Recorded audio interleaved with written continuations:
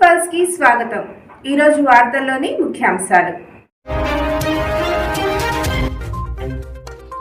ఏపీలో కేంద్ర బృందం పర్యటన. తుఫాను ప్రభావంతో నష్టపోయిన పంటలను పరిశీలించిన సభ్యులు.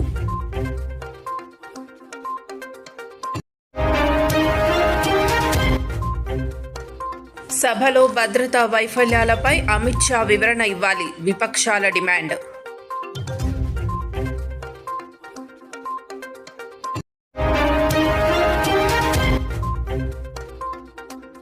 గాజాలో పరిస్థితులపై ప్రపంచ ఆరోగ్య సంస్థ చీఫ్ ఆందోళన.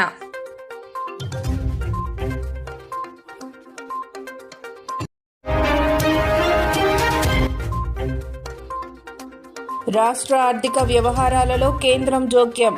సుప్రీంలో కేరళ సర్కార్ పిటిషన్.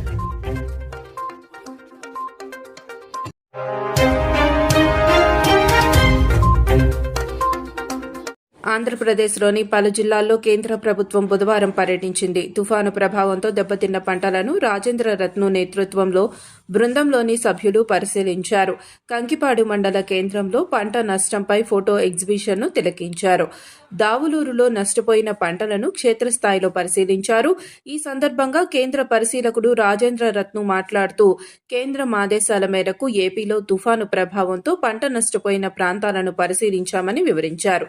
2 రోజుల పాటు రాష్ట్రంలో పర్యటించి పంట నష్టం అంచనాను నివేదిక రూపంలో తయారు చేసి కేంద్రానికి నివేదిస్తామని చెప్పారు. ఇచ్చే నివేదికను కేంద్రం పరిశీలించి పంట నష్ట పరిహారాన్ని ప్రకటిస్తుందని వెల్లడించారు.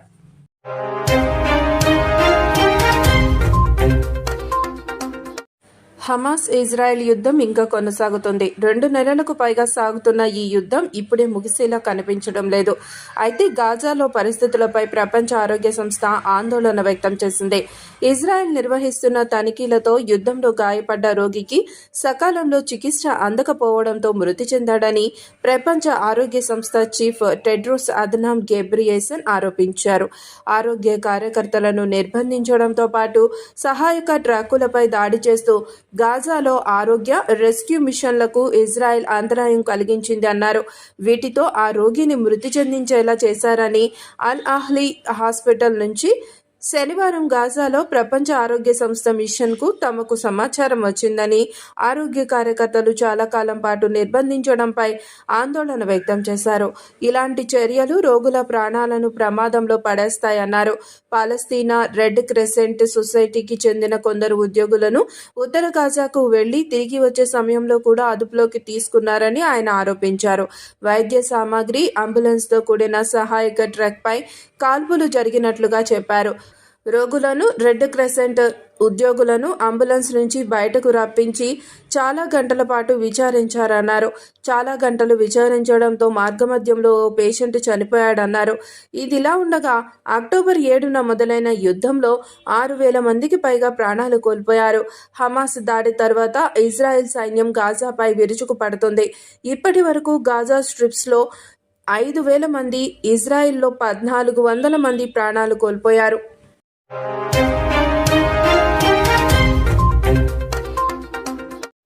రుణాలపై పరిమితి విధించడం వంటి చర్యల ద్వారా రాష్ట్రానికి సంబంధించిన ఆర్థిక వ్యవహారాలలో కేంద్ర ప్రభుత్వం జోక్యం చేసుకుంటున్నదని ఆరోపిస్తూ కేరళ సర్కార్ సుప్రీంకోర్టులో తాజాగా పిటిషన్ వేసింది. రాజ్యాంగంలోని పలు నిబంధనల ప్రకారం సొంత ఆర్థిక వ్యవహారాల విషయంలో రాష్ట్ర ప్రభుత్వానికి అధికారాలు ఉంటాయని, అయితే ఈ అధికారాలలో జోక్యం చేసుకునేందుకు కేంద్రానికి ఎలాంటి అధికారం ఉన్నదని ప్రశ్నలు లేవనెత్తింది. కేంద్ర ఆర్థిక శాఖ 2023 మార్చిలో జారీ చేసిన లేఖలు ఎఫ్ఆర్బిఎం చట్టంలోని సెక్షన్ 4కు సవరణలు చేయడం ద్వారా నికర రుణ పరిమితి విధించడం, నికర రుణ పరిమితిని తగ్గించడం వంటి చర్యలతో రాష్ట్ర ఆర్థిక వ్యవహారాలలో జోక్యం చేసుకున్నదని కేరళ ప్రభుత్వం తన పిటిషన్లో పేర్కొన్నది. రుణాలు, బడ్జెట్ తయారీ, నిర్వహణ ద్వారా తన ఆర్థిక వ్యవహారాల నియంత్రణకు రాష్ట్రాలకు ప్రత్యేక అధికారాలు ఉంటాయని పేర్కొంది. రుణాల పరిమితిని తగ్గించడం వలన రాష్ట్రాలపై ప్రతికూల ప్రభావం చూపుతుందని అభిప్రాయపడింది. రాష్ట్ర ప్రభుత్వ అప్పు అనేది రాజ్యాంగంలోని ఆర్టికల్ 246 కింద 7వ షెడ్యూల్లోని రాష్ట్రాల జాబితాలో ఉన్నదని, అయితే కేంద్ర ప్రభుత్వం అసంబద్ధ సవరణల ద్వారా రాష్ట్రాల అధికారాల్లోకి చొరబడిందని ఆరోపించింది.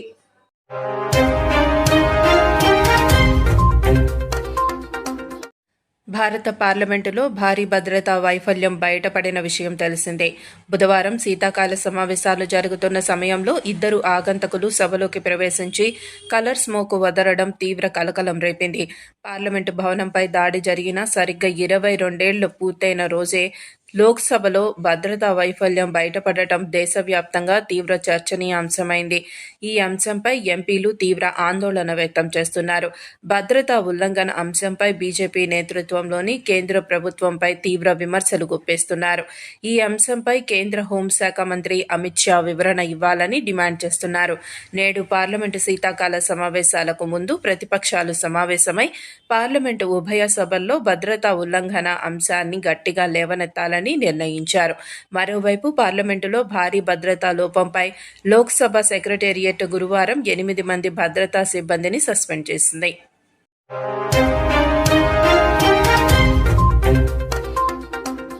వార్తలు ఇంతటితో సమాప్తం. చూస్తూనే ఉండండి పీపుల్స్ పల్స్. సామాన్య ప్రజల గుండె సవ్వడి, ప్రజానాడి. చూస్తూ ఉండండి పీపుల్స్ పల్స్.